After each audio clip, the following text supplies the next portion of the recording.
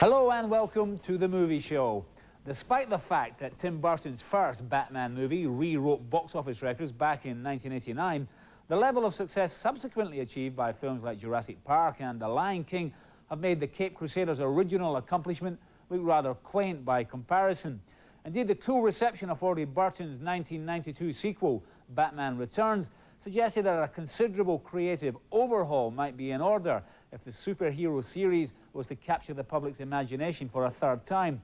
To that end, the bat flies again this summer, with not only a new man behind the camera, client director Joel Schumacher, but also a fresh face behind the bat mask, the debut of sidekick Robin, and the most impressive lineup of co-stars yet assembled for a Batman movie.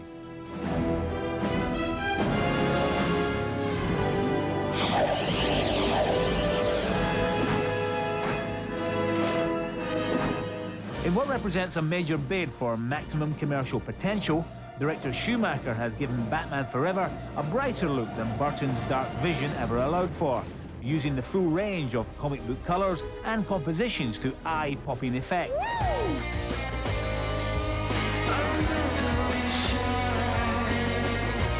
Style aside, the movie has been cast as a surefire blockbuster. Val Kilmer takes over from Michael Keaton as Batman himself, bringing a sexuality to the heroic role that's doubled once Chris O'Donnell comes on the scene as Robin. I need a name. Batboy, Nightwing. I don't know, what do you think? What's a good sidekick name? As a psychologist obsessed with Batman, Nicole Kidman is saddled with an underwritten role which, as far as female leads go, pales in relation to Michelle Pfeiffer's Catwoman. Also lost amidst the action is Tommy Lee Jones, who, for an actor of his stature, is surprisingly underused as Two-Face, possibly the weakest villain in a Batman movie to date. Blast him! However, the canniest casting coup of all is Jim Carrey, as the Riddler taps into the same manic energy that propelled him through The Mask, once again transforming into a human special effect to steal every scene that he's in. Was that over the top?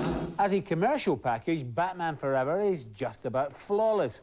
However, as a 2-hour film, it's a little more problematic, with too many characters and too many plot strands getting in the way of narrative coherency. Although the spectacular design and wall-to-wall special effects make the film a treat to look at, the movie is ultimately not much fun to watch. Instead of pacing the action to allow characters to develop and excitement to build, Schumacher and co. throw everything at the screen in a desperate attempt to hide the fact that beneath all the high-tech bluster, this third Batman outing is probably the shallowest of the lot. Still, much of this is to do with personal taste.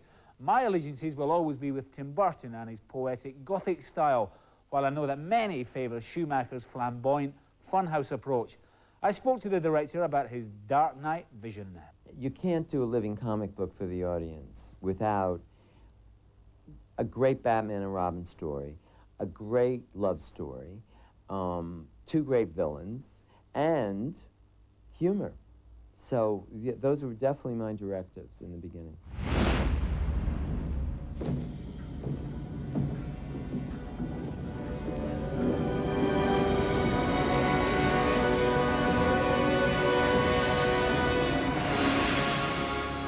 Can I persuade you to take a sandwich with you, sir?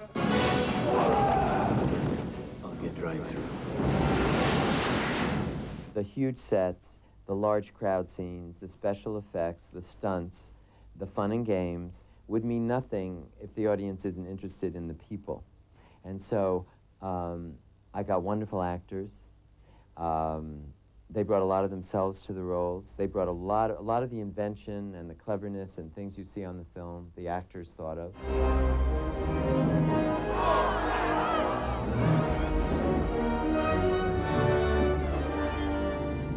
Hot entrance. You seem to have taken a fairly irreverent approach to the material. You seem to have, thrown everything to the wind. Well, sure, if you're going to do Batman and Robin, you might as well be irreverent and have some fun and stir it up, give the audience some laughs. You know, I think that the audience all over the world is so much hipper and so much savvier than people give them credit for. You know, you read movie reviews, and you'd think the critics think that the audience out there is stupid and don't know what they like or what they want. you know, most people I run into today are pretty savvy. And I think the audience deserves a movie that doesn't insult their intelligence.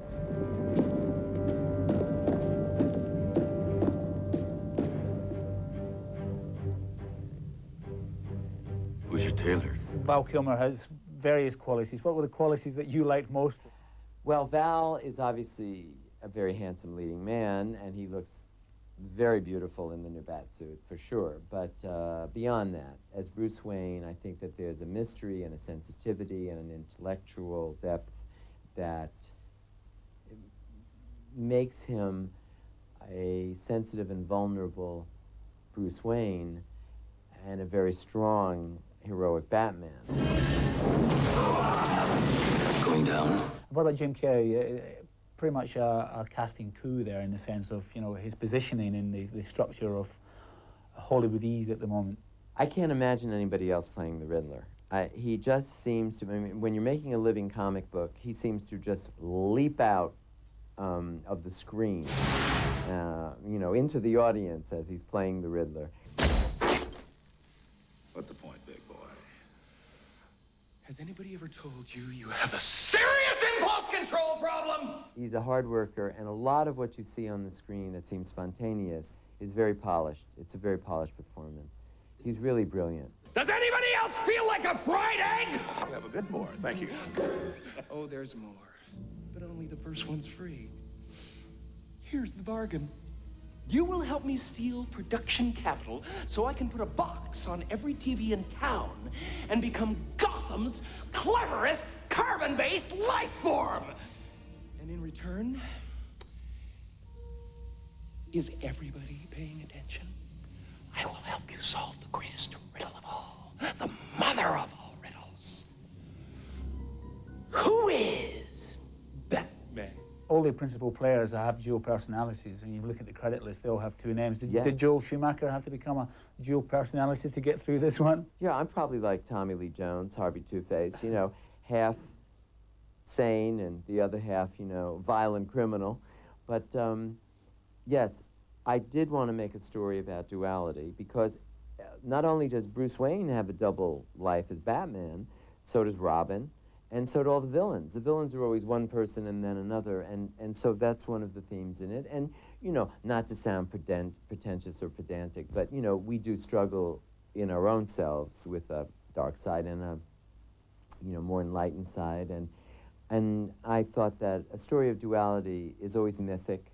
It's been around since time began, and it might be part of the Batman legend. Ever since the initial controversial decision to turn comic actor Michael Keaton into the Caped Crusader, the casting of the Batman movies has been of immense interest to fans of the DC comic books. The cast of Batman Forever represents a mixed ensemble of styles and talent, with Val Kilmer's Batman the impassive centre, which Chris O'Donnell, Nicole Kidman, Tommy Lee Jones and Jim Carrey all must play off. We spoke to all the principals about their parts in the action.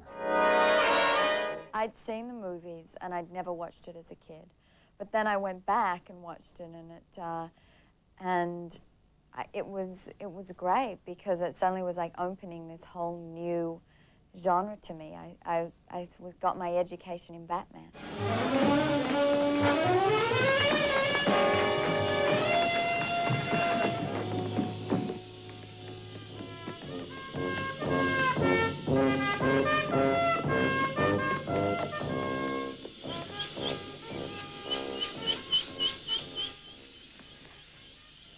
Some days you just can't get rid of a bomb. My thought was, no, I don't want to do it. It's a cartoon, and I'm tired, and I'm not interested. My son said, wait a minute, Dad, let's think this over.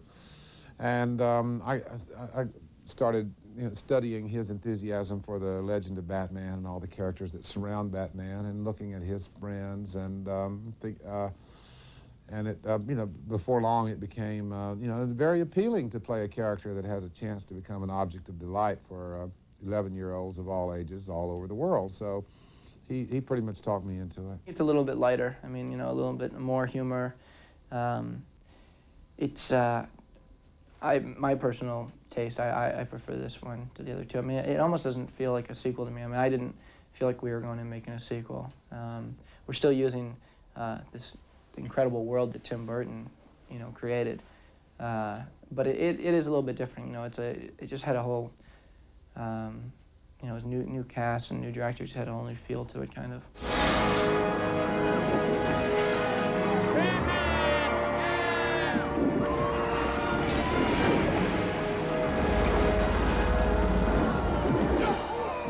Your entrance was good, his was better.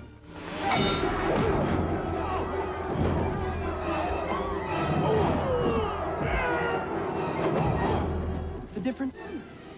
Showmanship.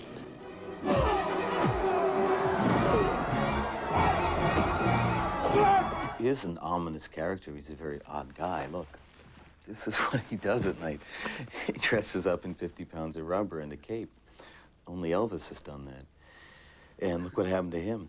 But it's a fun character. It's why it's fascinating. It's that Bruce Wayne's a billionaire. He has everything that he needs, but he chooses to, or is compelled to uncontrollably, depending on what mood he's in, is how his point of view is, go fight crime. I think he's really captured the feeling. I said that Michael Keaton and Val Kilmer both have great lips, so that's one of the reasons why Val got the job. You got to have those great lips. Well, I wish I could say that my interest in you was purely professional. You trying to get under my cape, Doctor? A girl can't live by psychoses alone. It's the car, right? Chicks love the car. I'm completely into psychology and all that. You know, I love strategizing the psychology of the character. It's part of the fascinating part about acting. You really, you get to become like an amateur psychologist. By the way, I've seen your mind, freak. You have to know who your character is, and then you dress him up, you know? But it has to come from a place. Riddle me this, riddle me that. Who's afraid of the big black bat? Well, the first costume fitting, I realized there was, you know, sugar and fat were out of the diet. You know, it was like, oh, good. Oh, that's where it lies. You know, it was like being painted. I'm coming, my sweet. Like the jacket? It keeps me safe when I'm jogging at night. Batman will come for me. Batman? Batman, you say? Coming for you? I'm counting on it! You have to be aware of the type of movie that you're making. You can't keep saying, well, why does it exist this way? Or, you know, you have to throw logic out the window and be willing to go with it. We really don't stop and dwell excessively on any thematic content. Yes, everyone has two personalities, and yes, that's what we use for a theme. And no, we don't stop and dwell on it. We're trying to chase the bad guys and catch them, and the bad guys are trying to you know, kill the hero. Let's start this party with a bang! What would be your lasting experience of the movie? What did you take away from it? I took everything. I took my suit, I took my costume. The real game begins.